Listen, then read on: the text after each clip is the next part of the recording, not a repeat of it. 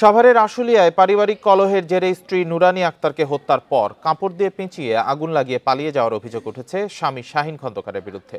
ভোরে আশুলিয়ার টঙ্গাবাড়ি এলাকার কালাম মাতবরের ভাড়া বাড়িতে এই ঘটনা ঘটে। বান্ডেল থাকলে প্রতি সেনমানিতে টাকা বাঁচবে। বিকাশ সেনমানি বান্ডেল কিনে জিতুন প্রতি লেনদেনে। নিহত নুরানী আক্তার একটি বেসরকারি কারখানার কর্মী ছিলেন এবং স্বামী শাহিন খন্দকার পিকআপ চালক।